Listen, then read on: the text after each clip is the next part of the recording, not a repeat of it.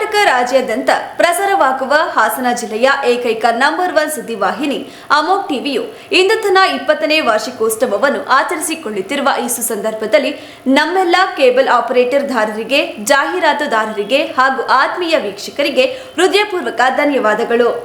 ನಮಸ್ಕಾರ. ಅಮೋಘ್ ವಾರ್ತೆಗಳಿಗೆ ಸ್ವಾಗತ. ನಾನು ಅಮೂಲ್ಯ BM ಶೆಟ್ಟಿ. ಇದೀಗ ಮುಖ್ಯಾಂಶಗಳು. ಒಂದು ರಾಷ್ಟ್ರವು ಅಭಿವೃದ್ಧಿ ಹೊಂದುವುದು ಕೇವಲ ಇಂಧನ ಸಂಪನ್ಮೂಲಗಳಿಂದಲ್ಲ, ಬದಲಾಗಿ ಆವಿಷ್ಕರಿಸುವ ಮತ್ತು ನಿರ್ಣಯಿಸುವ ಸಾಮರ್ಥ್ಯದಿಂದ ನಿರ್ಧರಿಸಲ್ಪಡುತ್ತದೆ. ಬೃಹತ್ ಕೈಗಾರಿಕೆ ಮತ್ತು ಉಕ್ಕು ಖಾತೆ ಸಚಿವ HD ಕುಮಾರಸ್ವಾಮಿ ಹೇಳಿಕೆ.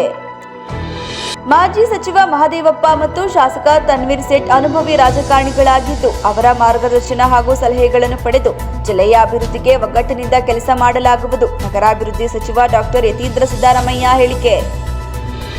ಮತ್ತು ನಟ ದರ್ಶನ್ಗೆ ಶಾಕ್, ರೇಣುಕಾಸ್ವಾಮಿ ಕೇಸ್ನಲ್ಲಿ ಮಾಫಿ ಸಾಕ್ಷಿ ಮಾಡಿ ಕೋರ್ಟಿಗೆ ಆರೋಪಿ ಪ್ರದೋಷ್ ಮನವಿ. ವಾರ್ತೆಗಳ ವಿವರ.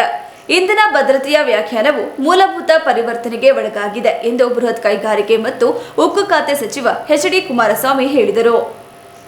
7ನೇ CII ಅಂತಾರಾಷ್ಟ್ರೀಯ ಇಂಧನ ಸಮ್ಮೇಳನ ಮತ್ತು ಪ್ರದರ್ಶನದ ಸಂದರ್ಭದಲ್ಲಿ ಇಂಧನ ಭದ್ರತೆ ಮತ್ತು ಪೂರೈಕೆ ಸರಪಳಿಗಳು ಕುರಿತ ವಿಶೇಷ ಸಮಗ್ರ ಅಧಿವೇಶನದಲ್ಲಿ ಭಾಗವಹಿಸಿ ಮಾತನಾಡಿದ ಅವರು, ಒಂದು ರಾಷ್ಟ್ರವು ಅಭಿವೃದ್ಧಿ ಹೊಂದುವುದು ಕೇವಲ ಇಂಧನ ಸಂಪನ್ಮೂಲಗಳಿಂದಲ್ಲ, ಬದಲಾಗಿ ಭವಿಷ್ಯಕ್ಕೆ ಶಕ್ತಿ ತುಂಬುವ ತಂತ್ರಜ್ಞಾನಗಳ ಸ್ಥಿತಿಸ್ಥಾಪಕ ಪೂರೈಕೆ ಸರಪಳಿಗಳು ತಯಾರಿಸುವ, ಆವಿಷ್ಕರಿಸುವ ಮತ್ತು ನಿರ್ಣಯಿಸುವ ಸಾಮರ್ಥ್ಯದಿಂದ ನಿರ್ಧರಿಸಲ್ಪಡುತ್ತದೆ. ಕೈಗಾರಿಕಾ ಸಾಮರ್ಥ್ಯ ಮತ್ತು ಇಂಧನ ಸುರಕ್ಷತೆಯನ್ನು ಬೇರ್ಪಡಿಸಲಾಗುವುದಿಲ್ಲ. ಇತ್ತೀಚಿನ ಭೌಗೋಳಿಕ, ರಾಜಕೀಯ ಬೆಳವಣಿಗೆಗಳು, ಪೂರೈಕೆ ಸರಪಳಿ ಯೋಜನೆಗಳು ಹಾಗೂ ನಿರ್ಣಾಯಕ ಖನಿಜಗಳಿಗೆ ಹೆಚ್ಚುತ್ತಿರುವ ಪೈಪೋಟಿಯು ಜಾಗತಿಕ ಕೈಗಾರಿಕಾ ಆದ್ಯತೆಗಳನ್ನು ಪುನಃರೂಪಿಸಿದ್ದು, ಉತ್ಪಾದನಾ ಸ್ಥಿತಿಸ್ಥಾಪಕತ್ವ ಮತ್ತು ತಾಂತ್ರಿಕ ಸಾಮರ್ಥ್ಯವನ್ನು ರಾಷ್ಟ್ರೀಯ ಆರ್ಥಿಕ ಭದ್ರತೆಗೆ ಕೇಂದ್ರವಾಗಿದೆ. ಆತ್ಮನಿರ್ಭರ ಭಾರತದ ದೃಷ್ಟಿಕೋನದ ಮೂಲಕ ಭಾರತವು ಜಾಗತಿಕ ಬದಲಾವಣೆಗಳಿಗೆ ಸ್ಪಂದಿಸುತ್ತಿದ್ದು, ಭಾರತವು ಜಾಗತಿಕ ಇಂಧನ ಪರಿವರ್ತನೆಗೆ ಚಾಲನೆ ನೀಡುವ ಉಪಕರಣಗಳು ಮತ್ತು ತಂತ್ರಜ್ಞಾನಗಳ ಪ್ರಮುಖ ಉತ್ಪಾದಕ ದೇಶಗಳಲ್ಲಿ ಒಂದಾಗಿ ಭಾರತ ಹೊರಹೊಮ್ಮಬೇಕು. ಉಕ್ಕು, ಭಾರಿ ಇಂಜಿನಿಯರಿಂಗ್, ಬ್ಯಾಟರಿಗಳು, ಟ್ರಾನ್ಸ್ಫಾರ್ಮರ್ಗಳು, ವಿದ್ಯುತ್ ಉಪಕರಣಗಳು, ಎಲೆಕ್ಟ್ರಿಕ್ ಮೊಬಿಲಿಟಿ ಮೊದಲಾದ ಸುಧಾರಿತ ಕೈಗಾರಿಕಾ ತಂತ್ರಜ್ಞಾನಗಳನ್ನು ಒಳಗೊಂಡ ಬಲವಾದ ಉತ್ಪಾದನಾ ಪರಿಸರ ವ್ಯವಸ್ಥೆಯ ಮೂಲಕವೇ ದೇಶದ ಇಂಧನ ಆಕಾಂಕ್ಷೆಗಳನ್ನು ಸಾಕಾರಗೊಳಿಸಲು ಸಾಧ್ಯ. ಸ್ವಚ್ಛ ಇಂಧನ ಪರಿವರ್ತನೆಯಲ್ಲಿ ಉಕ್ಕು ಬೆನ್ನೆಲುಬಿನಂತಿದೆ. ವಿಶ್ವದ 2ನೇ ಅತಿದೊಡ್ಡ ಉಕ್ಕು ಉತ್ಪಾದಕ ದೇಶವಾಗಿರುವ ಭಾರತವು ಉಕ್ಕಿಗಾಗಿ ಹೆಚ್ಚುತ್ತಿರುವ ಜಾಗತಿಕ ಬೇಡಿಕೆಯನ್ನು ಪೂರೈಸಲು ಉತ್ತಮ ಸ್ಥಾನದಲ್ಲಿದೆ. 2030ರ ವೇಳೆಗೆ 300 ದಶಲಕ್ಷ ಟನ್ ಉಕ್ಕು ಉತ್ಪಾದನಾ ಸಾಮರ್ಥ್ಯವನ್ನು ತಲುಪುವ ಗುರಿಯಿದೆ. ಕಡಿಮೆ ಇಂಧನದ ಹೊರಸೂಸುವಿಕೆಯ ಉಕ್ಕು ಉತ್ಪಾದನೆಗೆ ಪರಿವರ್ತನೆಯಾಗುವುದು ಪರಿಸರದ ಅಗತ್ಯ ಹಾಗೂ ಆರ್ಥಿಕ ಅನಿವಾರ್ಯತೆಯಾಗಿದೆ ಎಂದು ಹೇಳಿದರು. ಈ ಸಂದರ್ಭದಲ್ಲಿ ಕೇಂದ್ರ ಸಚಿವ ಪ್ರಹ್ಲಾದ್ ಜೋಶಿ, ಮಧ್ಯಪ್ರದೇಶದ ಮುಖ್ಯಮಂತ್ರಿ ಡಾಕ್ಟರ್ ಮೋಹನ್ ಯಾದವ್, ಭೂತಾನ್ನ ಇಂಧನ ಮತ್ತು ನೈಸರ್ಗಿಕ ಸಂಪನ್ಮೂಲಗಳ ಸಚಿವ ಲಿಯೋನ್ಫೋ ಗೇಮ್ ಸೆರಿಂಗ್, ಶ್ರೀಲಂಕಾದ ಇಂಧನ ಸಚಿವ ಅನುರಾ ಕರುಣಾ ತಿಲಕೆ ಮತ್ತಿತರರು ಹಾಜರಿದ್ದರು. ಮೈಸೂರು ಜಿಲ್ಲೆಯಲ್ಲಿ ಉಂಟಾಗಿರುವ ಬರ ಪರಿಸ್ಥಿತಿಯನ್ನು ಸಮಗ್ರವಾಗಿ ಪರಿಶೀಲಿಸುವ ಉದ್ದೇಶದಿಂದ ಮುಂದಿನ 2 ದಿನಗಳ ಕಾಲ ಜಿಲ್ಲೆಯ ವಿವಿಧ ತಾಲೂಕುಗಳಿಗೆ ಭೇಟಿ ನೀಡಿ ಸ್ಥಳೀಯ ಪರಿಸ್ಥಿತಿಯ ಅವಲೋಕನ ನಡೆಸಲಾಗುವುದು ಎಂದು ನಗರಾಭಿವೃದ್ಧಿ ಹಾಗೂ ಮೈಸೂರು ಜಿಲ್ಲಾ ಉಸ್ತುವಾರಿ ಸಚಿವರಾದ ಡಾಕ್ಟರ್ ಯತೀಂದ್ರ ಸಿದ್ದರಾಮಯ್ಯ ಹೇಳಿದರು.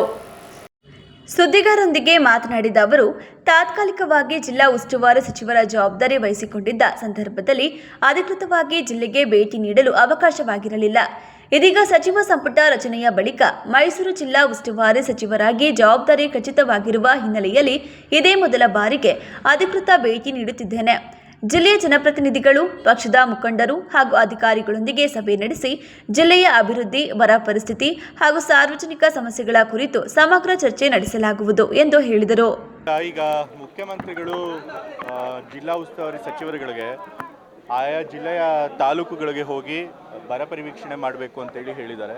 ಸೊ ಹಾಗಾಗಿ ಇವತ್ತು ಮತ್ತು ನಾಳೆ 2 ದಿವಸ ನಾನು ನಮ್ಮ ಮೈಸೂರು ಜಿಲ್ಲೆಯಲ್ಲಿ ಎಲ್ಲೆಲ್ಲಿ ಮಳೆಯ ಕೊರತೆ ಆಗಿದೆ ಅಂಥ ತಾಲೂಕುಗಳಿಗೆ ಭೇಟಿ ನೀಡಿ ಬರ ಪರಿವೀಕ್ಷಣೆ ಮಾಡ್ತಾ ಇದ್ದೀನಿ.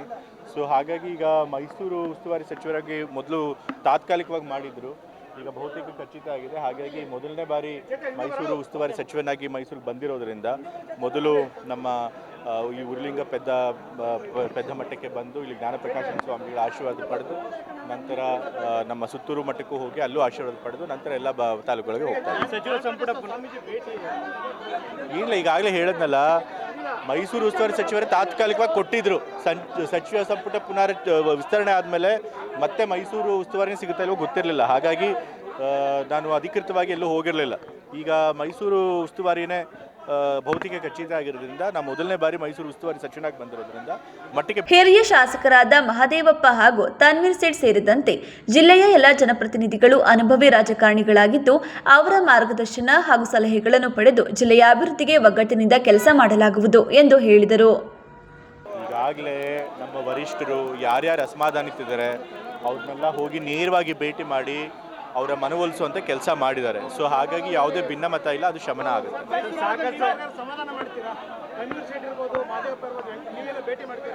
ಮಹದೇವಪ್ಪ ಸರ್ ಆಗಲಿ ಮತ್ತು ತನ್ವೀರ್ ಸೇಠರ್ ಆಗಲಿ ಇಬ್ಬರು ಕೂಡ ನನಗಿಂತ ಬಹಳ ಹಿರಿಯರಾದಂಥ ಶಾಸಕರಿದ್ದಾರೆ, ಬಹಳ ಅನುಭವಿ ಇರುವಂಥ ರಾಜಕಾರಣಿಗಳಾಗಿದ್ದಾರೆ. ಸೊ ನಾನೇನು ಅವ್ರಿಗೆ ಹೆಚ್ಚು ಹೇಳಬೇಕಾಗಿಲ್ಲ, ಆದರೂ ಕೂಡ ನಾನು ವೈಯಕ್ತಿಕವಾಗಿ ಅವ್ರನ್ನ ಭೇಟಿ ಮಾಡ್ತೀನಿ. ಸರ್, ಇನ್ನೊಂದು ಸಚಿವ ಸ್ಥಾನದ ನಿರೀಕ್ಷೆ ಇತ್ತು ಸರ್ ಮೈಸೂರಿಗೆ. ಸರ್, ಎಸ್ ಸಿ ಮಹದೇವಪ್ಪ ಭಾಳ ನಿರೀಕ್ಷೆ ಇಟ್ಕೊಂಡಿದ್ರು.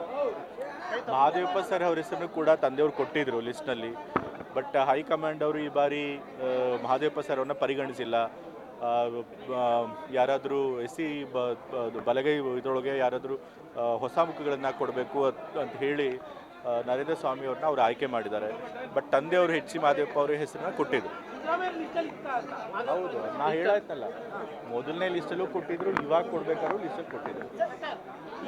ತಂದೆಯವರು ಸುಮಾರು 14 ಹೆಸರುಗಳನ್ನು ಕೊಟ್ಟಿದ್ರು. ಅದರ ಮೊದಲನೇ ಹೆಸರು ಎಚ್ ಸಿ ಮಹದೇವಪ್ಪ ಸರ್ ಅವ್ರದ್ದಿತ್ತು.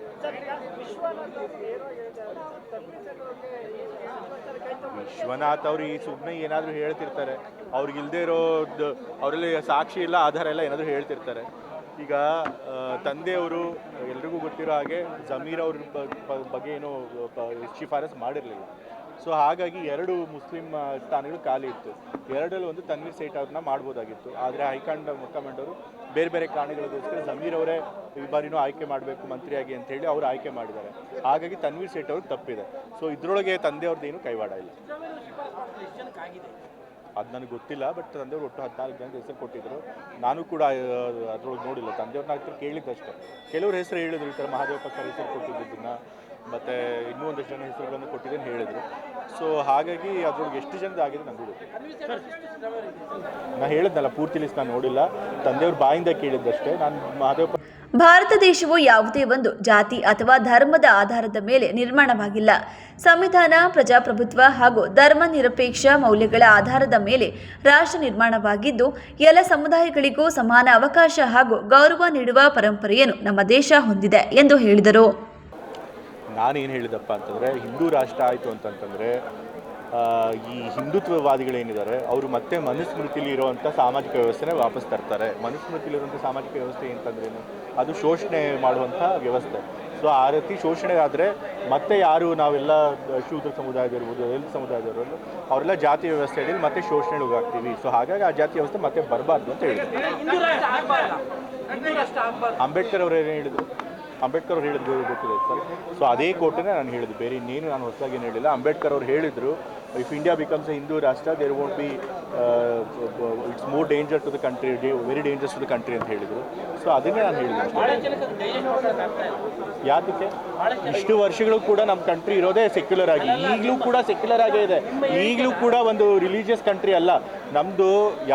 ಯಾವತ್ತೂ ಕೂಡ ಒಂದು ಧರ್ಮದ ಆಧಾರದ ಮೇಲೆ ರಾಷ್ಟ್ರ ನಿರ್ಮಾಣ ಆಗಿಲ್ಲ. ನಮ್ಮದು ಜಾತ್ಯತೀತವಾದಂತಹ ಧರ್ಮನಿರಪೇಕ್ಷವಾದಂಥ ರಾಷ್ಟ್ರ. ಸಂವಿಧಾನದಲ್ಲಿ ಅದನ್ನು ಹೇಳಿದೆ. ಸೊ ಸಂವಿಧಾನದಲ್ಲಿ ಹೇಳಿರೋದನ್ನು ನಾನು ಹೇಳಿದ್ದೀನಿ ಹೊಸದಾಗಿ ಅಷ್ಟೇ. ಕಾವೇರಿ ನೀರಿನ ಹಂಚಿಕೆ ವಿಷಯಕ್ಕೆ ಸಂಬಂಧಿಸಿದಂತೆ ಸರ್ಕಾರ ಎಲ್ಲ ಪಕ್ಷಗಳೊಂದಿಗೆ ಚರ್ಚಿಸಿ ಸರ್ವಪಕ್ಷ ಸಭೆಯಲ್ಲಿ ಕೈಗೊಳ್ಳುವ ನಿರ್ಣಯಗಳ ಆಧಾರದ ಮೇಲೆ ಮುಂದಿನ ಕ್ರಮಗಳನ್ನು ಕೈಗೊಳ್ಳಲಿದೆ. ರೈತರ ಹಿತಾಸಕ್ತಿಯನ್ನು ಗಮನದಲ್ಲಿಟ್ಟುಕೊಂಡು ಕಾಲುವೆಗಳಿಗೆ ನೀರು ಬಿಡುಗಡೆ ಸೇರಿದಂತೆ ಅಗತ್ಯ ಕ್ರಮಗಳನ್ನು ಕೈಗೊಳ್ಳಲಾಗುವುದು ಎಂದು ತಿಳಿಸಿದರು. ಆಗಲೇ ಸರ್ವಪಕ್ಷಗಳ ಸಭೆಗಳಲ್ಲಿ ಕಾವೇರಿ ನೀರು ವಿವಾದದ ಬಗ್ಗೆ ಸರ್ವಪಕ್ಷಗಳ ಸಭೆಯವರು ಮುಖ್ಯಮಂತ್ರಿ ಕರೆದಾಗೂ ಕೂಡ ಅಲ್ಲೂ ಕೂಡ ತೀರ್ಮಾನ ಆಗಿದೆ. ಹೇಗಿದ್ದರೂ ಅಣೆಕಟ್ಟೆಗಳು ತುಂಬಿದೆ, ನ್ಯಾಚುರಲ್ ಆಗಿ ನೀರು ಹೊರಗಡೆ ಹೋಗುತ್ತೆ, ಹಾಗೆ ಕೆನಲ್ಗಳಿಗೂ ಕೂಡ ನೀರು ಬಿಡಬೇಕು ಅಂತೇಳಿ ತೀರ್ಮಾನ ಆಗಿದೆ. ಅದೇ ಸೂಚನೆಯನ್ನು ಮುಖ್ಯಮಂತ್ರಿಗಳು ಕೂಡ ಕೊಟ್ಟಿದ್ದಾರೆ. ಹಾಗಾಗಿ ಕೆನಲ್ಗಳಿಗೆ ನೀರು ಬಿಡ್ತಾರೆ. ಕಂಬಳ ವಿಚಾರದಲ್ಲಿ ಇನ್ನೂ ತೀರ್ಮಾನ ಆಗಿಲ್ಲ, ಬಟ್ ಎಲ್ಲ ತಯಾರಿ ನಡೀತಿದೆ. ಮುಖ್ಯಮಂತ್ರಿಗಳು ಇಲ್ಲಿ ನಡಿಬೇಕು ಅಂತ ಖಂಡಿತ ನಡೆಯುತ್ತೆ. ರೇಣುಕಾಸ್ವಾಮಿ ಕೊಲೆ ಪ್ರಕರಣದಲ್ಲಿ ಬಂಧಿತನಾಗಿರುವ 14ನೇ ಆರೋಪಿ ಪ್ರದೋಷ್ ಪ್ರಕರಣಕ್ಕೆ ಸಂಬಂಧಿಸಿದಂತೆ ಸಂಪೂರ್ಣ ಸತ್ಯವನ್ನು ಬಹಿರಂಗಪಡಿಸಲು ಮುಂದಾಗುವ ಮೂಲಕ ಹೊಸ ಸಂಚಲನ ಸೃಷ್ಟಿಸಿದ್ದಾನೆ. ತನಗೆ ಈ ಪ್ರಕರಣದಲ್ಲಿ ಕ್ಷಮಾದಾನ ನೀಡಿ ಮಾಫಿ ಸಾಕ್ಷಿಯನ್ನಾಗಿ ಪರಿಗಣಿಸುವಂತೆ ಕೋರಿ ಆತ ಬೆಂಗಳೂರಿನ 59ನೇ ಸಿಸಿಎಚ್ ನ್ಯಾಯಾಲಯಕ್ಕೆ ಅರ್ಜಿಯನ್ನು ಸಲ್ಲಿಸಿದ್ದಾನೆ. ಈ ಒಂದು ನಡೆ ಪ್ರಕರಣದ ತನಿಖೆ ಮತ್ತು ವಿಚಾರಣೆಯ ಹಂತದಲ್ಲಿ ಅತ್ಯಂತ ಪ್ರಮುಖ ತಿರುವು ಎಂದೇ ವಿಶ್ಲೇಷಿಸಲಾಗುತ್ತಿದೆ. ಅರ್ಜಿ ಜೊತೆಗೆ ಪ್ರದೋಷ್ ಪರ ವಕೀಲರು ನ್ಯಾಯಾಲಯಕ್ಕೆ ಮತ್ತೊಂದು ಪ್ರಮುಖ ಮನವಿಯನ್ನು ಸಲ್ಲಿಸಿದ್ದಾರೆ. ಪ್ರಕರಣದ ಪ್ರಮುಖ ಆರೋಪಿಯಾಗಿರುವ ನಟ ದರ್ಶನ್ ಇರುವ ಕೊಠಡಿಯಿಂದ ತನ್ನನ್ನು ಬೇರ್ಪಡಿಸಿ ಪ್ರತ್ಯೇಕ ಜೈಲು ಕೊಠಡಿಯಿಂದ ಕೋರ್ಟಿಗೆ ಹಾಜರುಪಡಿಸಬೇಕು ಎಂದು ಕೋರಿದ್ದಾರೆ. ದರ್ಶನ್ ಅವರ ಪ್ರಭಾವ ಅಥವಾ ಬೆದರಿಕೆಯ ಭಯದಿಂದ ಮುಕ್ತಿ ಪಡೆದು ಸ್ವತಂತ್ರವಾಗಿ ಕೋರ್ಟ್ ಎದುರು ಸತ್ಯ ಹೇಳಲು ಈ ಮನವಿ ಮಾಡಲಾಗಿದೆ ಎನ್ನಲಾಗಿದೆ. ಪ್ರದೋಷ್ ಸಲ್ಲಿಸಿರುವ ಈ ಆಘಾತಕಾರಿ ಅರ್ಜಿಯನ್ನು ಸ್ವೀಕರಿಸಿರುವ ನ್ಯಾಯಾಲಯವು ಈ ವಿಷಯದಲ್ಲಿ ರಾಜ್ಯ ಸರ್ಕಾರಿ ಅಭಿಯೋಜಕರ ನಿಲುವೇನು ಎಂಬುದನ್ನು ಸ್ಪಷ್ಟಪಡಿಸುವಂತೆ ಸೂಚನೆ ನೀಡಿದೆ. ಪ್ರಾಸಿಕ್ಯೂಷನ್ ತನ್ನ ಅಭಿಪ್ರಾಯ ತಿಳಿಸಿದ ಬಳಿಕ ನ್ಯಾಯಾಲಯವು ಪ್ರದೋಷ್ನನ್ನು ಮಾಫಿ ಸಾಕ್ಷಿಯನ್ನಾಗಿ ಮಾಡಿಕೊಳ್ಳಬೇಕೇ ಅಥವಾ ಬೇಡವೇ ಎಂಬುದರ ಕುರಿತು ಅಂತಿಮ ನಿರ್ಧಾರ ತಿಳಿಯಲಿದೆ. ಹೈನುಗಾರಿಕೆ ಗ್ರಾಮೀಣ ಆರ್ಥಿಕತೆಯ ಜೀವನಾಡಿಯಾಗಿದ್ದು ರೈತರಿಗೆ ನಿರಂತರ ಆದಾಯ ತಂದುಕೊಡುವ ಅತ್ಯಂತ ವಿಶ್ವಾಸಾರ್ಹ ಉಪಕಸುವಾಗಿದೆ. ಸಹಕಾರ ಸಂಸ್ಥೆಗಳು ನೀಡುತ್ತಿರುವ ಕಡಿಮೆ ಬಡ್ಡಿದರ ಸಾಲ ಸೌಲಭ್ಯವನ್ನು ಸಮರ್ಪಕವಾಗಿ ಬಳಸಿಕೊಂಡು ರೈತರು ಆರ್ಥಿಕವಾಗಿ ಸ್ವಾವಲಂಬಿಗಳಾಗಬೇಕು ಎಂದು ಮಾಜಿ ಸಚಿವ ಎಚ್.ಡಿ. ರೇವಣ್ಣ ಹೇಳಿದರು. ಎಚ್ಡಿಸಿಸಿ ಬ್ಯಾಂಕ್ ಸಭಾಂಗಣದಲ್ಲಿ ರೈತರ ಆದಾಯವನ್ನು ಕೃಷಿಯೊಂದರ ಮೇಲೆಯೇ ಅವಲಂಬಿತವಾಗಿರಿಸದೆ ಹೈನುಗಾರಿಕೆಯನ್ನು ಬಲಪಡಿಸುವ ಉದ್ದೇಶದಿಂದ ಜಿಲ್ಲಾ ಸಹಕಾರ ಕೇಂದ್ರ ಬ್ಯಾಂಕ್ ಹಾಗೂ ಹಾಸನ ಹಾಲು ಒಕ್ಕೂಟದ ಸಹಯೋಗದಲ್ಲಿ ಜಾರಿಗೊಂಡಿರುವ ವಿಶೇಷ ಸಾಲ ಯೋಜನೆಯಡಿ ಜಿಲ್ಲೆಯ 932 ರೈತರಿಗೆ ಹಸು ಖರೀದಿ ಸಾಲ ಮಂಜೂರಾತಿ ಪತ್ರಗಳನ್ನು ಮಾಜಿ ಸಚಿವ ಎಚ್.ಡಿ. ರೇವಣ್ಣ ವಿತರಿಸಿ ಮಾತನಾಡಿದ ಅವರು, ಹೈನುಗಾರಿಕೆ ಗ್ರಾಮೀಣ ಆರ್ಥಿಕತೆಯ ಜೀವನಾಡಿಯಾಗಿದ್ದು ರೈತರಿಗೆ ನಿರಂತರ ಆದಾಯ ತಂದುಕೊಡುವ ಅತ್ಯಂತ ವಿಶ್ವಾಸಾರ್ಹ ಉಪಕಸುಬಾಗಿದೆ. ಸಹಕಾರ ಸಂಸ್ಥೆಗಳು ನೀಡುತ್ತಿರುವ ಕಡಿಮೆ ಬಡ್ಡಿದರದ ಸಾಲ ಸೌಲಭ್ಯವನ್ನು ಸಮರ್ಪಕವಾಗಿ ಬಳಸಿಕೊಂಡು ರೈತರು ಆರ್ಥಿಕವಾಗಿ ಸ್ವಾವಲಂಬಿಗಳಾಗಬೇಕು ಎಂದರು. ಜಿಲ್ಲಾ ಸಹಕಾರ ಕೇಂದ್ರ ಬ್ಯಾಂಕ್, ಹಾಸನ ಹಾಲು ಒಕ್ಕೂಟ ಹಾಗೂ ವಿವಿಧ ಕೃಷಿ ಪತ್ತಿನ ಸಹಕಾರ ಸಂಘಗಳ ಸಹಭಾಗಿತ್ವದಲ್ಲಿ ಆಯ್ಕೆಯಾದ 932 ಫಲಾನುಭವಿಗಳಿಗೆ 1 ಲಕ್ಷದಿಂದ 23 ಲಕ್ಷದವರೆಗೆ ಕೇವಲ ಶೇಕಡ 3 ಬಡ್ಡಿದರದಲ್ಲಿ ಹಸು ಖರೀದಿ ಸಾಲ ಮಂಜೂರಾಗಿದೆ. ಫಲಾನುಭವಿಗಳು ಹಸುಗಳನ್ನು ಖರೀದಿಸಿದ ಬಳಿಕ ಸಾಲದ ಮೊತ್ತವನ್ನು ನೇರವಾಗಿ ಅವರ ಖಾತೆಗೆ ಜಮಾ ಮಾಡುವ ಪಾರದರ್ಶಕ ವ್ಯವಸ್ಥೆಯನ್ನು ರೂಪಿಸಲಾಗಿದೆ. ಪ್ರಸ್ತುತ ಹಾಸನ ಜಿಲ್ಲೆಯಲ್ಲಿ ಬರ ಪರಿಸ್ಥಿತಿ ತೀವ್ರವಾಗಿದ್ದು ಮಳೆ ಕೊರತೆಯಿಂದ ರೈತರು ಸಂಕಷ್ಟಕ್ಕೆ ಸಿಲುಕಿದ್ದಾರೆ. ಆಲೂಗಡ್ಡೆ ಬೆಳೆಗೆ ಅಂಗಮಾರಿ ರೋಗ ಹಾಗೂ ಮೆಕ್ಕೆಜೋಳ ಬೆಳೆಗೆ ವ್ಯಾಪಕ ರೋಗಬಾಧೆ ಕಾಣಿಸಿಕೊಂಡಿದ್ದು ಸುಮಾರು 80,000 ಹೆಕ್ಟೇರ್ ಪ್ರದೇಶದ ಮೆಕ್ಕೆಜೋಳ ಬೆಳೆ ಹಾನಿಗೊಳ್ಳಲಾಗಿದೆ. ಈ ಹಿನ್ನೆಲೆಯಲ್ಲಿ ರಾಜ್ಯ ಸರ್ಕಾರ ತಕ್ಷಣವೇ ರೈತರಿಗೆ ಸೂಕ್ತ ಬೆಳೆ ಪರಿಹಾರ ಬಿಡುಗಡೆ ಮಾಡುವುದರ ಜೊತೆಗೆ ಕೃಷಿ ಸಾಲ ಮನ್ನಾ ಘೋಷಿಸಬೇಕು ಎಂದು ಹೇಳಿದರು. ಜಿಲ್ಲಾ ಬ್ಯಾಂಕ್ ಇಬ್ಬರು ಸೇರಿ ರೈತರು ಇವತ್ತು ಮಳೆ ಹೋಗಿದೆ. ಸುಮಾರು ಹಿಂದೆ ಆಲೂಗೆಡ್ಡೆ ಬೆಳೆ ಬೆಳೀತಾ ಇದ್ರು. ಇವತ್ತು ಆಲೂಗೆಡ್ಡೆ ಬೆಳೆ 3,000 ಹೆಕ್ಟೇರಲ್ಲಿ 3 ಲಕ್ಷ ಹೆಕ್ಟೇರ್ ಪ್ರದೇಶದಲ್ಲಿ ಆಲೂಗೆಡ್ಡೆ ಬೆಳೆಯೋರು ನಂಬರು. ಈಗ 2,000ಕ್ಕೆ ಬಂದೈತೆ. 2,000 ಎಕರೆ 2,000 3,000 ಎಕರೆ ಕೊಡಪ್ಪ ತಿಂಡಿ ಎಲ್ಲ 2,000 ಎಕರೆ ಬಂದಿರ್ಬೋದು. ಇನ್ನು ಜೋಳ 2,20,000 ಹೆಕ್ಟೇರಲ್ಲಿ ಜೋಳ ಬೆಳೆಯೋರು. ಆಲೂಗೆಡ್ಡೆ ಬಿಟ್ಟ ತಕ್ಷಣ 2,20,000 3 ಲಕ್ಷ ಜೋಳ ಇವತ್ತು ಅವ್ರು ಹೇಳೋದೇ 80,000 ಹೆಕ್ಟೇರ್ ಅಂತಾರೆ. ಇವರು ಜೆ.ಡಿ. ಪಾಪ ಒಳ್ಳೆ ಮನುಷ್ಯ ಜೆ.ಡಿ. ನಾವೇನು ಅವ್ರ ಬಗ್ಗೆ ಹೇಳಲ್ಲ. ಆದರೆ ಪೂರ್ತಿ ಕ್ಲೀನಾಗಿ ತೊಳ್ಕೊಂಬರ್ಬೇಕು, ತಟ್ಟೆ ಇಲ್ಲ. ಇವತ್ತು ನಾನು ಹೇಳೋದು ಜಿಲ್ಲಾಡಳಿತಕ್ಕೆ ಕ್ಲೀನಾಗಿ ನಿಂತ್ಕೊಂಡು ಅಗ್ರಿಕಲ್ಚರರು, ವಿಲೇಜ್ ಅಕೌಂಟೆಂಟು, ಪಂಚಾಯತಿ ಸೆಕ್ರೆಟ್ರಿಗಳು ಎಲ್ಲ ಸೇರಿ ಪ್ರತಿ ಹಳ್ಳಿಗೆ ಹೋಗ್ಬೇಕು. ಏನಾಗಿದೆ ಇನ್ಶೂರೆನ್ಸ್ 2 ವರ್ಷ ಆಯ್ತು ಇನ್ಶೂರೆನ್ಸ್ ಬಂದಿಲ್ಲ, ಯಾವ ಬೆಳೆ ಆಯಿತು 2 ವರ್ಷದಿಂದ ಯಾರು ಕೇಳೋರಿಲ್ಲ. ಹೋಗಿ ಕೂತ್ಕೊಂಡು ಮಾಡಿ, ನಾವೇನು ಬೇಡ ಅನ್ನಲ್ಲ. ನೆನೆ ಜಿಲ್ಲಾ ಮಿನಿಸ್ಟ್ರು ಬಂದಿರು ಹೋಗಿದ್ದಾರೆ, ಅವರು ತರಿಸ್ಕೊಳ್ಳಿ ಡೀಟೇಲಾಗಿ ಮಾಡಲಿ ಅಂತ ನಾನು ತರಿಸ್ಕೊಂಡು ಸುಮ್ಮನೆ ಇಲ್ಲಿ DC ಆಫೀಸಲ್ಲಿ ಕೂತ್ಕೊಬಿಟ್ಟು ಯಾರೋ ಇವ್ರು ಕೊಟ್ಟಿದ್ದಲ್ಲ. ವಸ್ತುಸ್ಥಿತಿ ಅಲ್ಲಿ ಯಾರು ಅಧಿಕಾರಿಗಳು ಅದನ್ನೇನಾದ್ರು ಮುಚ್ಚಿಟ್ಟಿದ್ರೆ ಅಂಥ ಅಧಿಕಾರಿಗಳ ಮೇಲೆ ಕ್ರಮ ತಗೋಬೇಕಾಯ್ತು. ರೈತರನ್ನು ಉಳಿಸ್ಬೇಕಾದ್ರೆ ನಾವು ಈ ಟೈಮಲ್ಲಿ ಹೋಗಿ ಕೂತ್ಕೋಬೇಕು. ವಿಲೇಜ್ ಅಕೌಂಟೆಂಟು, ಪಂಚಾಯತಿಯರು ಒಂದು ಹಳ್ಳಿಲಿ 100 ಮನೆ ಇರ್ತವೆ, ಅವ್ರಿಗೆ ಅರ್ಧ ಎಕರೆ ಜಮೀನು ಇರ್ತದೆ, ಇದಿರ್ತದೆ. ಅಲ್ಲದವರೇ ಲೇಬರ್ ಡಿಪಾರ್ಟ್ಮೆಂಟವರು ಕೂಲಿ ಹೋಗೋರನ್ನ ಲೇಬರ್ ಡಿಪಾರ್ಟ್ಮೆಂಟವ್ರು ಒಂದು ಇದು ಮಾಡಿಸ್ಕೊಳ್ಳಿ, ರಿಜಿಸ್ಟ್ರೇಷನ್ ಮಾಡಿದರೆ ಅವ್ರಿಗೇನು ಕೊಡೋದು. ಆಸ್ತಿಗೆ ಕೆಲವು ಭೂಮಿ ಕಳ್ಕೊಂಡೆಲ್ಲ ಈಗ ಉದಾಹರಣೆಗೆ ಹೇಳಿದ್ದಾರೆ ದೊಡ್ಡ ಬಸವನಹಳ್ಳಿ. ಆ ದೊಡ್ಡ ಬಸವನಹಳ್ಳಿಯರೆಲ್ಲ ಆಸ್ತಿ ಕೂಲಿ ಬರ್ತವೆ. ಮೊನ್ನೆ ನಾನೇ ಅವ್ರಿಗೆ ಸೈಟನ್ನು ಇದರಲ್ಲಿ KDBನಲ್ಲಿ ದೇವೇಗೌಡರು ಲೆಟ್ರು ನಾನು ಮೀಟಿಂಗೆಲ್ಲ ಕರೆಸಿ ಅವರಿಗೆ ಮೊನ್ನೆ ದಿವಸ ಹಕ್ಕುಪತ್ರ ಕೊಡ್ಸೋಕ್ಕೆ ಮಾಡಿದ್ದೀನಿ. ಅವ್ರಿಗೆ 185 ಜನಕ್ಕೆ ದೊಡ್ಡ ಬಸನಹಳ್ಳಿ ಕೌಶಿಕ. ನಾನು ಹೇಳೋದು ಇಷ್ಟೇ, ಇವತ್ತು ಏನಿದೆ ಮಾಡಲಿ ಅಷ್ಟೇ, ನಂದೇನು ಬೇರೆ ಏನಿಲ್ಲ. ನಮಗೆ ಬೇಕಾ ಅಥವಾ ಸರ್ಕಾರ ನೀರಾವರಿ ಪ್ರದೇಶದ್ದು ಪೂರ್ತಿ ಬೆಳೆ ನೀರು ಕೊಡ್ತೀವಿ ಅಂದರೆ ಸಂತೋಷ, ನಾಳೆಯಿಂದಲೇ ನೀರು ಬಿಡಬೇಕು. ಆಮೇಲೆ ಮಹಾರಾಜರು ನಾಲೆ ಶ್ರೀರಾಮದೇವ್ರ ಡ್ಯಾಮ್ ಕಟ್ಟಿದ್ದೀನಿ 150 ಕೋಟಿ ಖರ್ಚು ಮಾಡಿ. ನೀವೇ ಹೋಗಿ ಮೊನ್ನೆ ಆ ಥರ ಡ್ಯಾಮ್ ಎಲ್ಲ ನೋಡಿದ್ರೆ ಸರ್, ನೀರು ಬಿಡೋಕ್ಕೇನು ಅಲ್ಲಿ ಮೈಸೂರು ಮಹಾರಾಜರ ಕಾಲದ್ದು, ಅಲ್ಲಿರೋದೇ 2000 ಎಕರೆ 3000 ಎಕರೆ ಬಿಡಿ 2 ನಾಲೆಗೆ. ಆಮೇಲೆ ನಮ್ಮಲ್ಲಿ ಈ ಕಡೆ ಆ ಕಡೆ ಮಂಜಣ್ಣನ ಕೆರೆ ಇದ್ದರೆ ಅಲ್ಲಿ ತುಂಬಿಸಿ, ನಾನು ಬೇಡ ಅಂದಲ್ಲ ಹೈ ಲೆವೆಲಲ್ಲಿ. ಇಲ್ಲಿ ಅಟ್ಲೀಸ್ಟು ಯಾವ್ದಾದ್ರು ಬೇಡ ರಾಗಿ ಬೆಳೆಯೋಕ್ಕಾರು ಕೊಡಿ, ಭತ್ತ ಬೆಳೆಯೋಕ್ಕಾರು ಕೊಡಿ, ಏನು ಅಂತ ಯಾರು ಹೇಳ್ದಲ್ಲೇ ಸುಮ್ಮನಿದ್ದು ಅನಾಥರಾಗೋಯ್ತೆ ನಮ್ಮ ಜಿಲ್ಲೆ. ಕಾರ್ಯಕ್ರಮದಲ್ಲಿ HDCC ಬ್ಯಾಂಕ್ ಅಧ್ಯಕ್ಷ ಸೋಮನಹಳ್ಳಿ ನಾಗರಾಜು, ಉಪಾಧ್ಯಕ್ಷ ಶೇಖರಪ್ಪ, ನಿರ್ದೇಶಕರಾದ ಪುಟ್ಟರಾಜು, ಬಿದಿರಿಕೆರೆ ಜಯರಾಮ್, ನಾಗರಾಜು, ಮಂಜೇಗೌಡ, ಗಂಗಾಧರ್, ಪುಟ್ಟಸ್ವಾಮಿಗೌಡ, ಲಕ್ಷ್ಮಣ್, ಚೆನ್ನೇಗೌಡ, ರಂಗಸ್ವಾಮಿ, ಮಳಲಿ ಜಯರಾಮ್, KMF ನಿರ್ದೇಶಕ ಸ್ವಾಮಿಗೌಡ ಸೇರಿದಂತೆ ಬ್ಯಾಂಕ್ ಹಾಗೂ ಸಹಕಾರ ಕ್ಷೇತ್ರದ ಪದಾಧಿಕಾರಿಗಳು ಉಪಸ್ಥಿತರಿದ್ದರು. ಜಿಲ್ಲೆಯ ಬರ ಪರಿಸ್ಥಿತಿಯನ್ನು ಸರ್ಕಾರ ಗಂಭೀರವಾಗಿ ಪರಿಗಣಿಸಿ ರೈತರ ಹಿತಾಸಕ್ತಿ ಕಾಪಾಡಲು ತಕ್ಷಣ ಕ್ರಮ ಕೈಗೊಳ್ಳಬೇಕು. ಅಧಿಕಾರಿಗಳು ಕಚೇರಿಗಳಲ್ಲೇ ಕುಳಿತು ವರದಿ ಸಲ್ಲಿಸುವ ಬದಲು ಗ್ರಾಮಗಳಿಗೆ ತೆರಳಿ ನೈಜ ಪರಿಸ್ಥಿತಿಯನ್ನು ಪರಿಶೀಲಿಸಿ, ರೈತರ ಹೊಲಗಳಲ್ಲಿ ಬೆಳೆ ಪರಿಸ್ಥಿತಿಯನ್ನು ಪರಿಶೀಲಿಸಿ ವಾಸ್ತವಾಂಶಾಧಾರಿತ ವರದಿಯನ್ನು ಸರ್ಕಾರಕ್ಕೆ ಸಲ್ಲಿಸಬೇಕು ಎಂದು ಮಾಜಿ ಸಚಿವ HD ರೇವಣ್ಣ ಆಗ್ರಹಿಸಿದರು. ಇನ್ನು ಅದೆಲ್ಲ ನೀರಾವರಿ ಪ್ರದೇಶ, ಕಬ್ಬಿನ ಗದ್ದೆ ಮಾಡ್ಕೊಂಡು ಅದಕ್ಕೆ ಪರಿಹಾರ ಕೊಡೋದ್ರೆ ಕೊಡಲಿ, ನಂದೇನೋ ಬೇಕಿಲ್ಲ.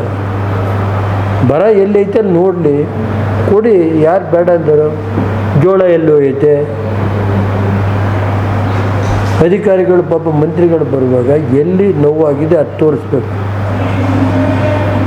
ಆ ಏರಿಯಾ ಒಳಸಿಪುರದವರಿಗೆ ಎಲ್ಲ ನೀರಾವರಿ ಪ್ರದೇಶ, ದಕ್ಷಿಣ ನಾಲೆದು ಕಬ್ಬು ಭತ್ತ ಬೆಳೆಯೋ ಪ್ರದೇಶ,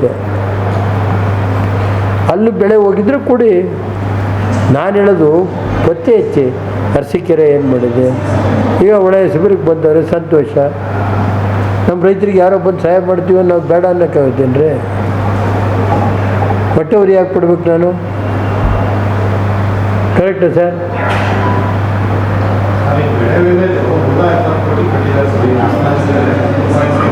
ಯಾರಿಗೂ ಹೋದ ವರ್ಷದ್ದೇ ಕೊಟ್ಟಿಲ್ಲ ಅಂದ್ರೆ ಈ ವರ್ಷ ಮಾಡ್ತಾರ? ಹೋದ ವರ್ಷ 175 ಕೋಟಿ ಕೊಟ್ಟೇ ಇಲ್ಲ, ದುಡ್ಡು ಬಂದಿಲ್ಲ. ಅದೇ ಹೇಳ್ತಾ ಇರೋದು. ಅದೇನು ಮಾಡ್ತಾರೆ, ಅದೇಂತ ಏರಿಯಲ್ಲಿ ಮಾಡ್ತೀವಿ ಅಂತಾರೆ. ವಿಲೇಜ್ ಅಕೌಂಟೆಂಟ್ ಹೋಗಿ ಮಾಡಬೇಕಲ್ಲ. ಆ ಪ್ಲಾಟ್ಗೆ ಹೋಗಿ ನಾನೇ ಮಾಡಿರ್ತೀನಿ, ನಾನು ಶುಂಠಿ ಹಾಕಿರ್ತೀನಿ, ಆಲೂಗೆಡ್ಡೆ ಹಾಕಿರ್ತೀನಿ, ಆ ಪ್ಲಾಟ್ಗೆ ಹೋಗಿ ಮಾಡಬೇಕಲ್ಲ ವಿಲೇಜ್ ಅಕೌಂಟೆಂಟು. ಯಾರು ಎಕ್ಸ್ಟೆಂಡ್ ಮಾಡಲಿ ಸರ್ಕಾರ? ಹಾಸನ ಜಿಲ್ಲೆಯನ್ನು ಬರಪೀಡಿತ ಪ್ರದೇಶವೆಂದು ಘೋಷಿಸಬೇಕು. ಮೆಕ್ಕೆಜೋಳದ ಬಿಳಿಸುಳಿ ರೋಗಕ್ಕೆ ಕಾರಣವಾದ ಬೀಜ ಕಂಪನಿಗಳ ವಿರುದ್ಧ ಕಠಿಣ ಕ್ರಮ ಕೈಗೊಳ್ಳಬೇಕು.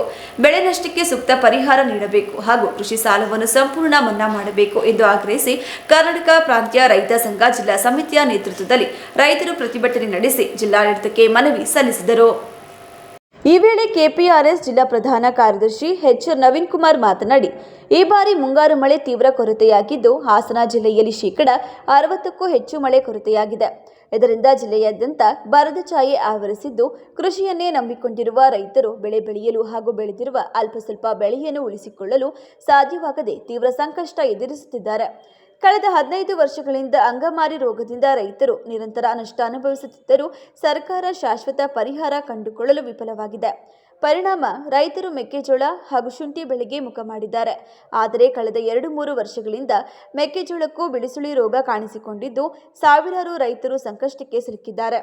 ಬಿಳಿಸುಳಿ ರೋಗಕ್ಕೆ ಕಳಪೆ ಗುಣಮಟ್ಟದ ಬಿತ್ತನೆ ಬೀಜವೇ ಪ್ರಮುಖ ಕಾರಣ ಎಂಬ ಅನುಮಾನವಿದ್ದು, ಈ ಬಗ್ಗೆ ಸಮಗ್ರ ತನಿಖೆ ನಡೆಸಿ ಸಂಬಂಧಪಟ್ಟ ಬೀಜ ಕಂಪನಿಗಳ ವಿರುದ್ಧ ಕಾನೂನು ಕ್ರಮ ಕೈಗೊಳ್ಳಬೇಕು.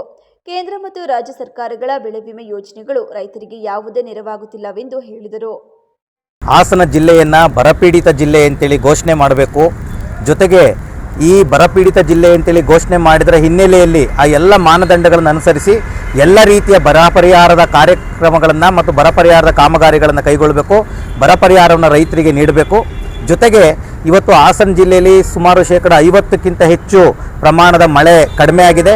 ಸುಮಾರು ಒಂದು 65% ರೈತರು ಇನ್ನೂ ಯಾವುದೇ ಬೆಳೆಯನ್ನು ಇವತ್ತು ಕೃಷಿಯಲ್ಲಿ ಬೆಳೆಯೋದಕ್ಕೆ ಸಾಧ್ಯ ಆಗ್ತಾ ಇಲ್ಲ. ಇಂತಹ ದೊಡ್ಡ ಸಂಕಷ್ಟವನ್ನು ಅನುಭವಿಸ್ತಾ ಇರತಕ್ಕಂಥ ಸಂದರ್ಭದಲ್ಲಿ ರಾಜ್ಯ ಮತ್ತು ಕೇಂದ್ರ ಸರ್ಕಾರಗಳು ರೈತರ ನೆರವಿಗೆ ಬರಬೇಕು.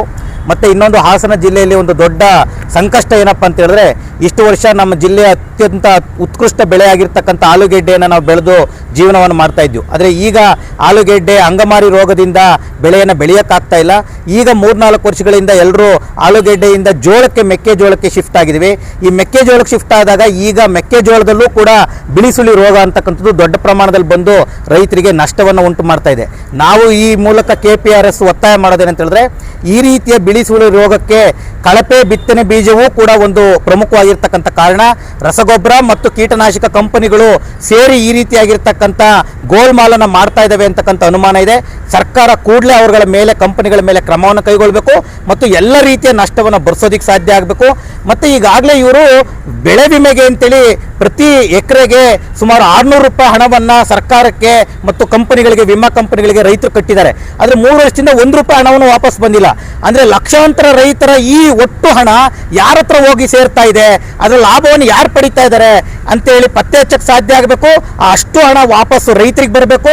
ಹಾಗಾಗಿ ಈಗ ಯಾರೆಲ್ಲ ಬೆಳೆ ವಿಮೆಯನ್ನು ಕಟ್ಟಿದ್ದಾರೆ ಮತ್ತು ಯಾರೆಲ್ಲ ಬೆಳೆ ಹಾಕಿದ್ದಾರೆ ಎಲ್ಲ ರೈತರಿಗೂ ಇದು ಪರಿಹಾರ ವಾಪಸ್ ಬರಬೇಕು. ಪ್ರತಿಭಟನೆಯಲ್ಲಿ ಕರ್ನಾಟಕ ಪ್ರಾಂತ್ಯ ರೈತ ಸಂಘದ ಜಿಲ್ಲಾಧ್ಯಕ್ಷ HS ಮಂಜುನಾಥ್, ಮುಖಂಡರಾದ ಚಂದ್ರಹಾಸ್, ವಾಸುದೇವ್ ಕಲ್ಕೆರೆ, ತೇಜಸ್ ಗೌಡ, ಜಯಲಕ್ಷ್ಮಿ, ಸುಜಾತ ಕುಮಾರಸ್ವಾಮಿ, ಮುತ್ತಣ್ಣ, DYF ಮುಖಂಡ MG ಪೃಥ್ವಿ, CITU ಅರವಿಂದ್, ದಲಿತ ಮುಖಂಡರಾದ TR ವಿಜಯಕುಮಾರ್, ರಾಜು ಗುರೂರು ಇತರರು ಭಾಗವಹಿಸಿದರು. ಇದೀಗ ಜಾಹೀರಾತು. ಅಜ್ಜಿಯ ಅಡುಗೆ ಅವಳ ಕೈ ರುಚಿಯೊಳಗೆ ನಿಮ್ಮ ಮನೆ ಅಡುಗೆಗೆ ನೈಜ ರುಚಿ ಬೇಕಾದರೆ ಕಲ್ಪ ತೆಂಗಿನೆಣ್ಣೆ. ನನ್ನ ಆರೋಗ್ಯ, ಸೌಂದರ್ಯ ಮತ್ತು ಶಕ್ತಿಯ ರಹಸ್ಯ ಕಲ್ಪ ತೆಂಗಿನೆಣ್ಣೆ. ಪ್ರತಿ ಹನಿಯಲ್ಲೂ ಶುದ್ಧತೆಯನ್ನು ಅನುಭವಿಸಿ. ಕಲ್ಪ ತೆಂಗಿನೆಣ್ಣೆ, ಇದು ಕ್ಯಾಂಪ್ಕೋ ಉತ್ಪನ್ನ. ರೇಖೆಗಳು ವಜ್ರಾಭರಣಗಳೊಂದಿಗೆ ಬಂದರೆ ಹೇಗಿರುತ್ತದೆ? BMW X1 24 ಕ್ಯಾರೆಟ್ ಚಿನ್ನದ ಬಾರ್ ಮತ್ತು ವಜ್ರಾಭರಣದ ಖರೀದಿಯ ಮೇಕಿಂಗ್ ಚಾರ್ಜ್ ನ ಮೇಲೆ 100% ರಿಯಾಯಿತಿ. ನಿಜವಾಗಿ ಇವೆಲ್ಲವೂ ಸಾಧ್ಯವೇ? ಈ ಎಲ್ಲಾ ಕನಸುಗಳನ್ನು Bhima brilliance diamond jewellery festival ನೊಂದಿಗೆ ನನಸಾಗಿಸಿಕೊಳ್ಳಿ. ವಜ್ರಾಭರಣಗಳನ್ನು ಭೀಮಾ ಮಳಿಗೆಯಲ್ಲಿ ಖರೀದಿಸಿ ಆಕರ್ಷಕ ವಿಜಯ್ ಸಿಲ್ವರ್ ಪ್ಯಾಲೇಸ್ ಬೆಳ್ಳಿಯ ಆಭರಣಗಳ ಮತ್ತು ಬೆಳ್ಳಿ ವಸ್ತುಗಳ ಎಕ್ಸ್ಕ್ಲೂಸಿವ್ ಶೋರೂಮ್. ಮೊಟ್ಟ ಮೊದಲ ಪ್ರತ್ಯೇಕ ಬೆಳ್ಳಿ ಆಭರಣಗಳ ಭಂಡಾರ ವಿಜಯ್ ಸಿಲ್ವರ್ ಪ್ಯಾಲೇಸ್. ನಮ್ಮಲ್ಲಿ ಎಲ್ಲ ಮಾದರಿಯ 92.5 ಹಾಲ್ಮಾರ್ಕ್ನ ಬೆಳ್ಳಿಯ ಆಭರಣಗಳು ದೊರೆಯುತ್ತವೆ. ಗೋಲ್ಡ್ ಪ್ಲೇಟೆಡ್ ಆಂಟಿಕ್ ನೆಕ್ಲೆಸ್ಗಳು, ಜುಮ್ಕಿಗಳು, ಸೊಂಟದ ಡಾಬುಗಳು, ಟೆಂಪಲ್ ಡಿಸೈನ್ ಬಳೆಗಳು, ತೋಡುಬಂದಿಗಳು, ಎಮರಾಲ್ಡ್ ವಸ್ತುಗಳು, ಪ್ರತಿನಿತ್ಯ ಹೊಸ ಡಿಸೈನ್ಗಳು ಇಲ್ಲಿ ಲಭ್ಯವಿದೆ. ದೇವರ ವಿಗ್ರಹಗಳು, ಬೆಳ್ಳಿಯ ದೀಪಗಳು, ಬೆಳ್ಳಿ ತಟ್ಟೆ, ಬೆಳ್ಳಿ ಚೊಂಬು, ಪೂಜಾ ಸಾಮಗ್ರಿಗಳು, ಬೆಳ್ಳಿಯ ದೇವರ ಮಂಟಪಗಳು ದೊರೆಯುತ್ತವೆ. Vijay silver palace, Subhash square, Devigere circle, Hassan. Contact 9060133333.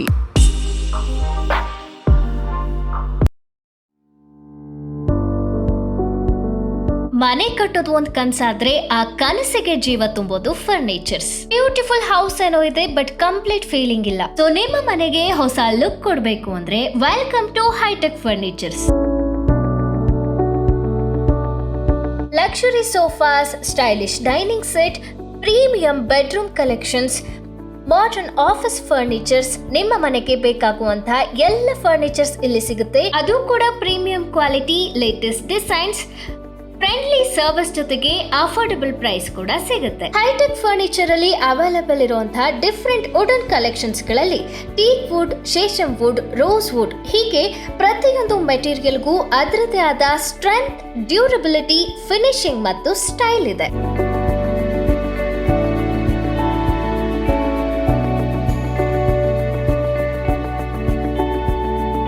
ಪ್ರತಿ ಮನೆಯ ಕನಸಿಗೂ ಪ್ರತಿ ಬಜೆಟ್ಗೂ ಸರಿಯಾದ ಫರ್ನಿಚರ್ ಒಂದೇ ಸ್ಥಳದಲ್ಲಿ.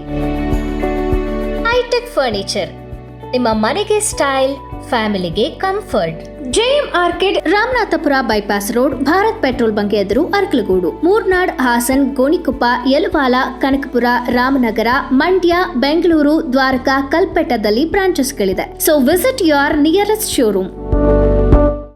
ಮತ್ತೊಮ್ಮೆ ಅಮೋಘ ವಾರ್ತೆಗಳಿಗೆ ಸ್ವಾಗತ.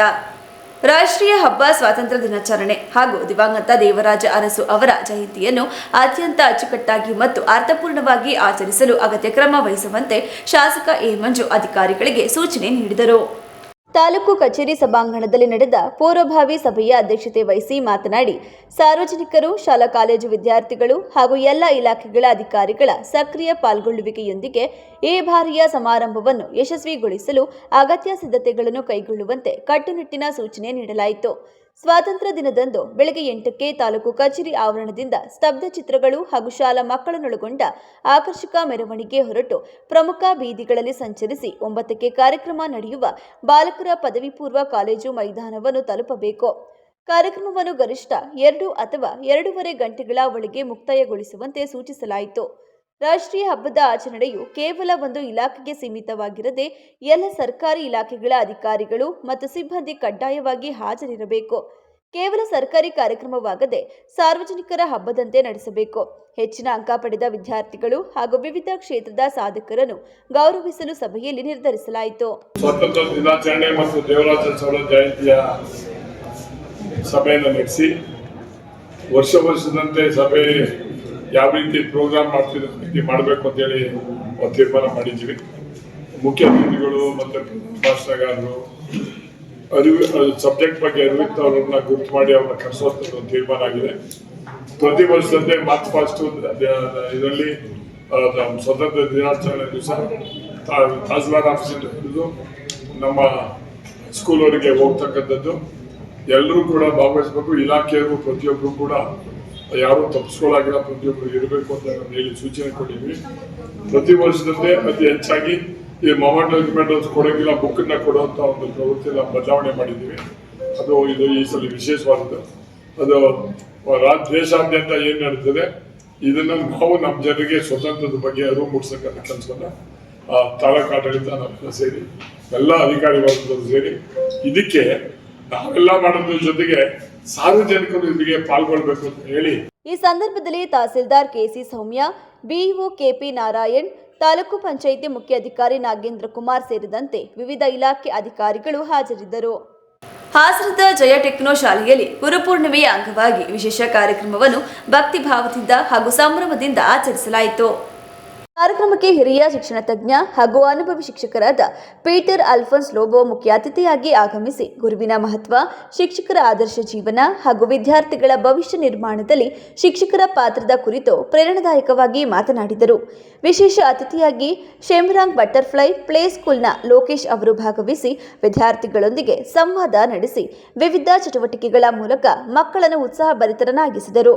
ಈ ಸಂದರ್ಭದಲ್ಲಿ ಶಾಲೆಯ ಅಧ್ಯಕ್ಷರಾದ ಡಾಕ್ಟರ್ ಚಂದ್ರಶೇಖರ್, ಪ್ರಾಂಶುಪಾಲರಾದ ಡಾಕ್ಟರ್ ಪೂರ್ಣಿಮಾ ಚಂದ್ರಶೇಖರ್, ಉಪ ಪ್ರಾಂಶುಪಾಲರಾದ ಚಾರ್ಲ್ಸ್ ಸ್ಟೀಫನ್, ಬೋಧಕ ಹಾಗೂ ಬೋಧಕೇತರ ಸಿಬ್ಬಂದಿ ಕಾರ್ಯಕ್ರಮದಲ್ಲಿ ಉಪಸ್ಥಿತರಿದ್ದು ಕಾರ್ಯಕ್ರಮದ ಯಶಸ್ಸಿಗೆ ಸಹಕರಿಸಿದರು. ಕಾರ್ಯಕ್ರಮದಲ್ಲಿ ವಿದ್ಯಾರ್ಥಿಗಳು ಗುರುಗಳಿಗೆ ಪುಷ್ಪಾರ್ಚನೆ ಸಲ್ಲಿಸಿ ಆಶೀರ್ವಾದ ಪಡೆದು ವಿವಿಧ ಸಾಂಸ್ಕೃತಿಕ ಕಾರ್ಯಕ್ರಮಗಳನ್ನು ಪ್ರದರ್ಶಿಸಿ ಗುರುಪೂರ್ಣಿಮೆಯ ಮಹತ್ವವನ್ನು ಸಾರಿದರು.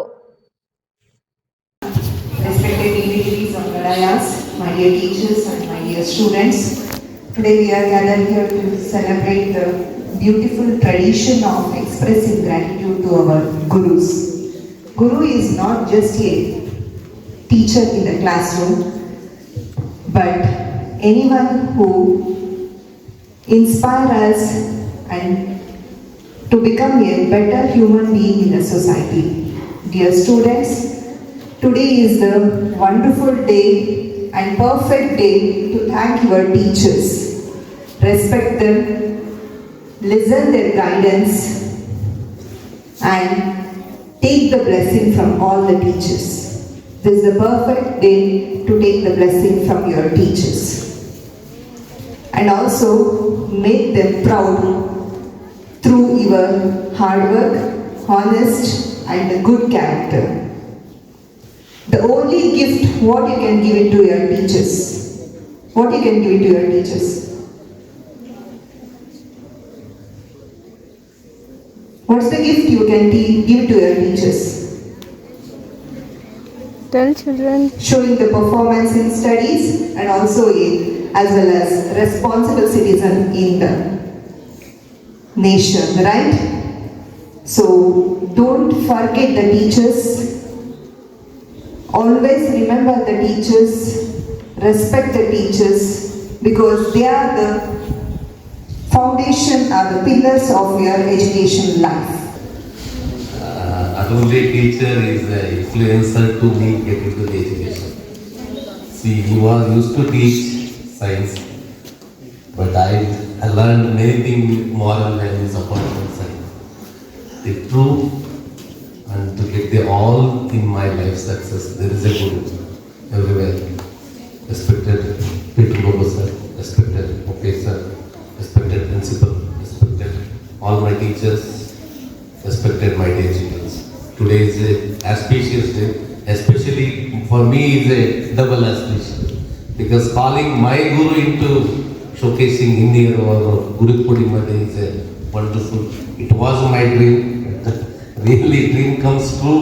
I am not having much sufficient words enough to express my feeling, but definitely, what is the value of Guru? I wanted to speak you for 3-4 minutes. That's all, my dear students. Guru is not an ordinary thing.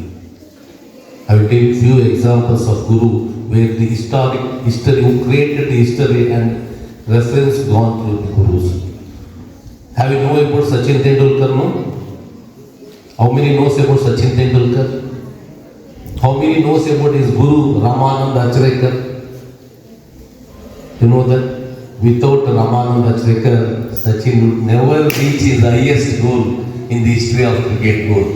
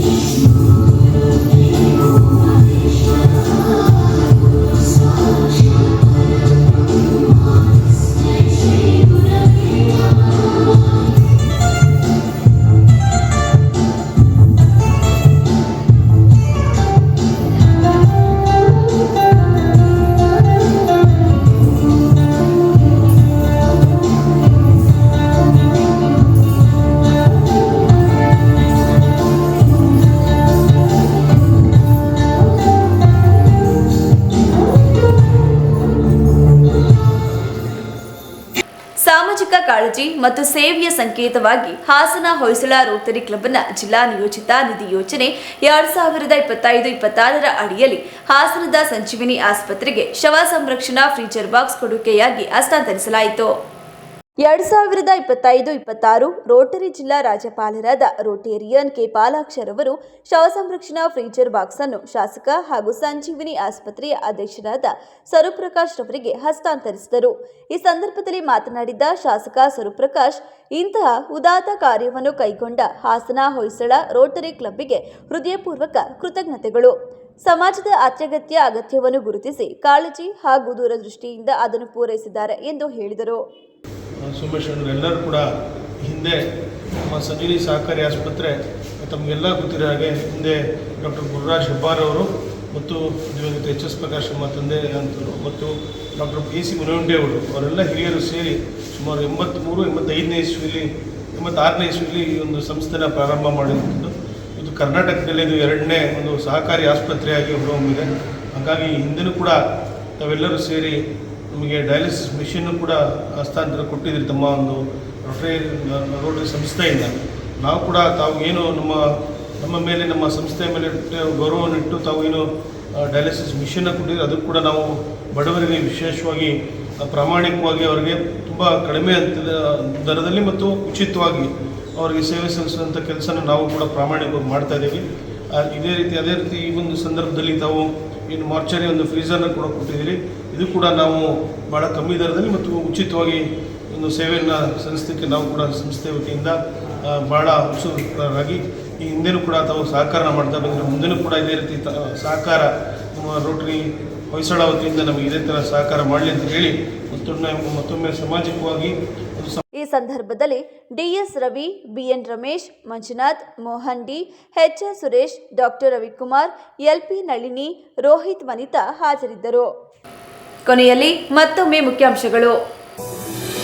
ಒಂದು ರಾಷ್ಟ್ರವು ಅಭಿವೃದ್ಧಿ ಹೊಂದುವುದು ಕೇವಲ ಇಂಧನ ಸಂಪನ್ಮೂಲಗಳಿಂದಲ್ಲ, ಬದಲಾಗಿ ಆವಿಷ್ಕರಿಸುವ ಮತ್ತು ನಿರ್ಣಯಿಸುವ ಸಾಮರ್ಥ್ಯದಿಂದ ನಿರ್ಧರಿಸಲ್ಪಡುತ್ತದೆ. ಬೃಹತ್ ಕೈಗಾರಿಕೆ ಮತ್ತು ಉಕ್ಕು ಖಾತೆ ಸಚಿವ ಎಚ್.ಡಿ. ಕುಮಾರಸ್ವಾಮಿ ಹೇಳಿಕೆ.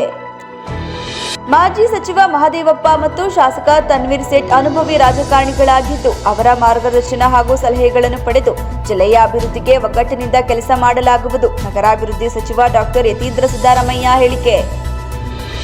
ಮತ್ತು ನಟ ದರ್ಶನ್ಗೆ ಶಾಕ್, ರೇಣುಕಾಸ್ವಾಮಿ ಕೇಸ್ನಲ್ಲಿ ಮಾಫಿ ಸಾಕ್ಷಿ ಮಾಡಿ ಕೋರ್ಟಿಗೆ ಆರೋಪಿ ಪ್ರದೋಷ್ ಮನವಿ.